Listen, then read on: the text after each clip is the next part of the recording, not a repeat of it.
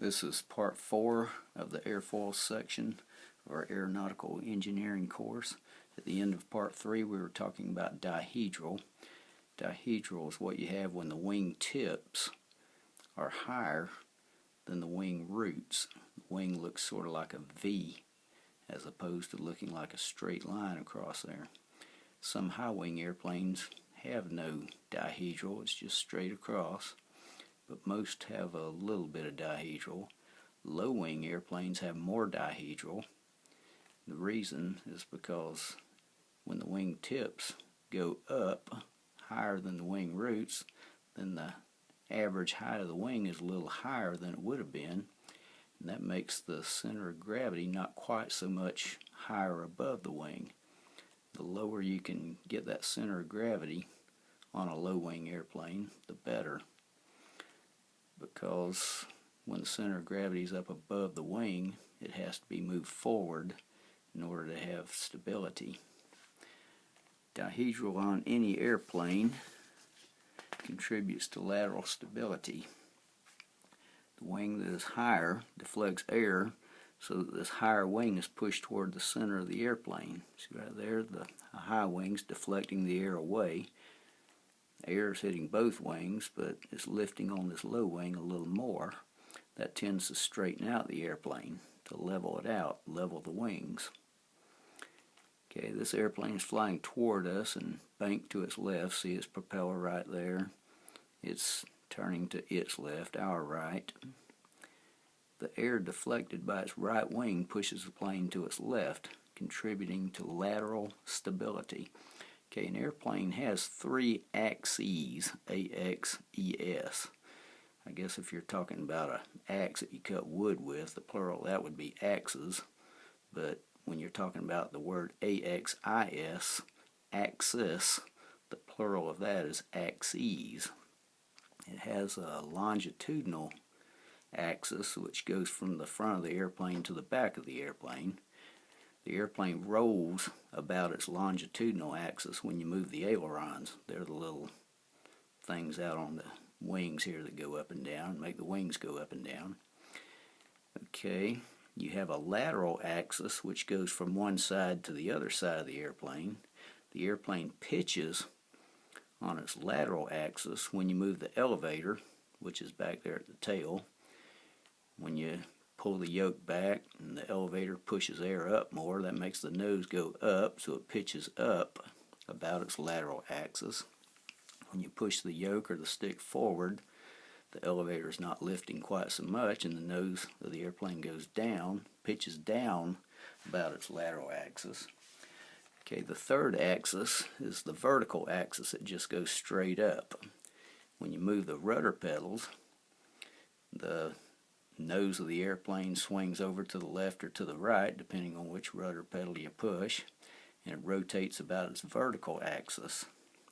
It's kind of confusing when you talk about longitudinal stability. You have longitudinal stability when the elevator is what gives you longitudinal stability. When the nose goes up, the elevator isn't pushing air up as much because it's bent down a little in the back, which gives you stability. It keeps it from going up even further uncontrollably. When the nose of the airplane goes down, pitches on its lateral axis, but yet we're talking about longitudinal stability. When the nose goes down, the tail at the back of the airplane pushes up on the air a little harder. In other words, the air pushes down on the tail a little more, which lifts the nose, gives you that stability. When it noses down, it tends to straighten back, nose up. When it noses up, it tends to nose back down. Okay, well that's longitudinal stability, which is about the lateral axis. Okay, we have roll. Well,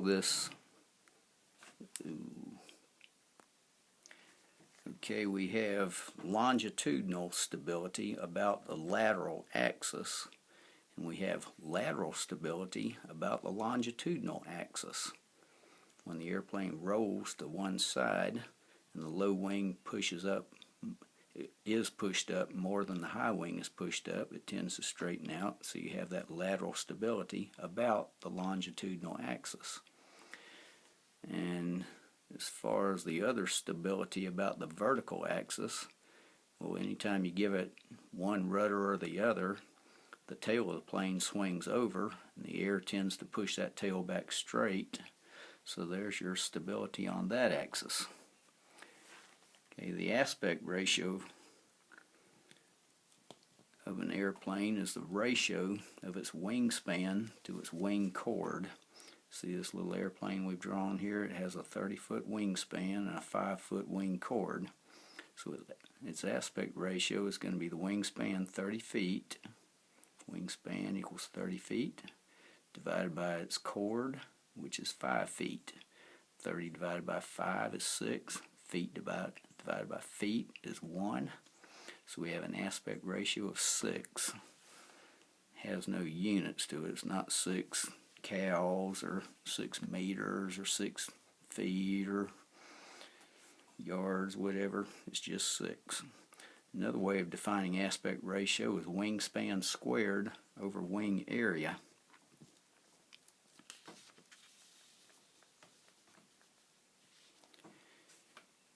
Okay, and since wing area is wingspan times wing chord, we can rewrite this. We can say wingspan times wingspan. There we go, wingspan times wingspan divided by, instead of saying wing area, we can say wingspan times wing chord. Wingspan times wing chord. So what we have is wingspan times wingspan divided by wingspan times wing chord. Well, wingspan divided by wingspan is 1, just like feet divided by feet is 1. So we can just draw a line through that wingspan and that wingspan and do away with it and just call it all 1, which doesn't change what's left.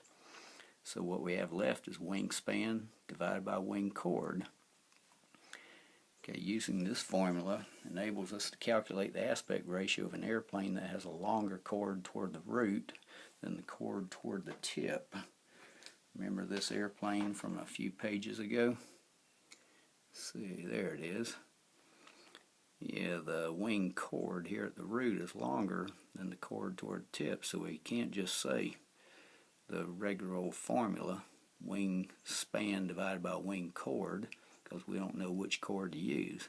But we can say wingspan squared divided by wing area, and that'll give us the correct aspect ratio.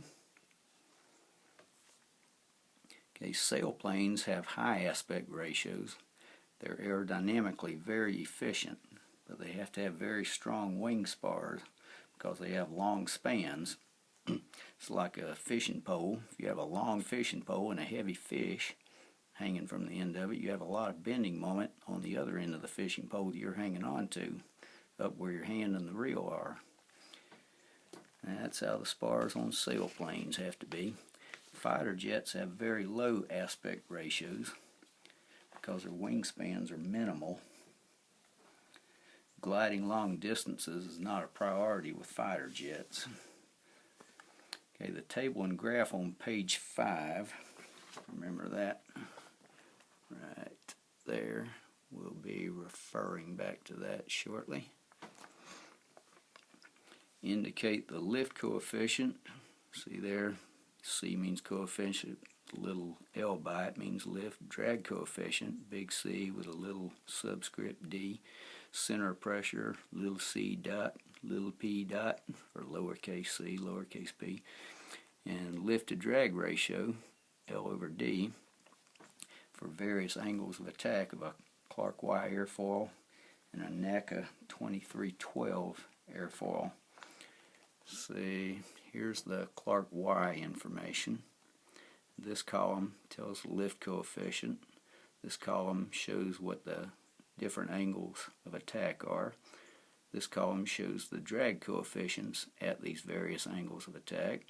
This column is the lift over drag column. Notice it's 0 at this negative 5.6 angle of attack because the coefficient of lift is 0, and you're going to have a little bit of drag. Yeah, you have a little bit of drag at that angle of attack. So 0 divided by that is 0. As you can see, as you get up to about somewhere around here, about a 0-degree angle of attack is where you have the greatest lift to drag ratio. Angles of attack greater than that, the ratio starts to drop. The lift keeps on increasing. See, the lift coefficient keeps increasing from there to there, even though these numbers start going downhill. Even though our ratio of lift to drag starts being less, the lift still becomes more, but the drag becomes more at an even greater rate. Now this curve over here for the NACA 2312, it shows us the same thing for a NACA 2312 that the chart to the left showed us for the Clark Y. It has a lift curve there, a drag curve there, a lift over drag curve there, and a center of pressure curve. It's hard to see, it's a real light line, just barely copied. That's the center of pressure curve there.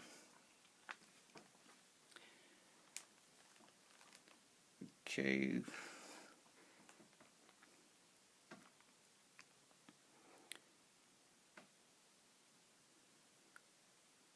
Okay, let's look at the wind tunnel data for the Clark Airfoil and determine how the lift over drag resultant vector moves and changes direction.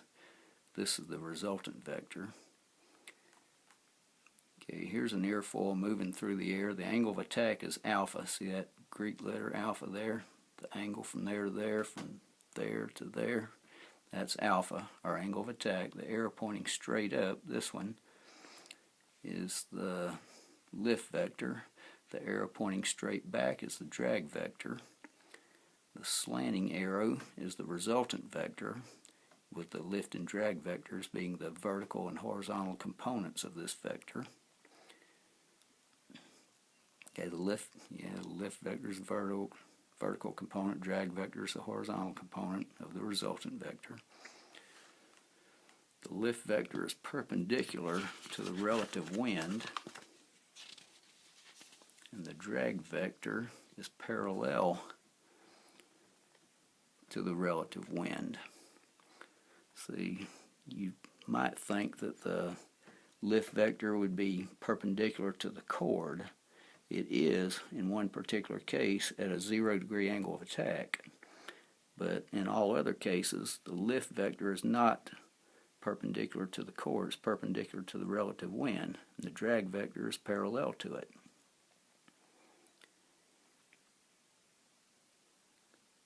Okay, the relative wind determines the direction of these vectors, not the chord. As the angle of attack changes, the magnitudes of the lift and drag vectors change. Obviously, the magnitude and direction of the resultant vector will also change. The origin of these vectors, the center of pressure right there, also changes. An airplane designer must know the origin, direction, and magnitude of the resultant vector. The airplane's center of gravity must always be in front of this vector, so the airplane's tail can give longitudinal stability by pushing down on the back of the airplane. If the center of gravity is below the wing, like it is in a high-wing airplane, like a Cessna 150 or 172, it's ideally placed at about 25% of the chord. If the center of gravity is below the wing, like it is, or above the wing, like it is in a Piper Warrior, then it's generally placed a little closer to the front. That's about all we can talk about in this lesson. This one's about over. In part 5, we'll analyze the position of the resultant vector.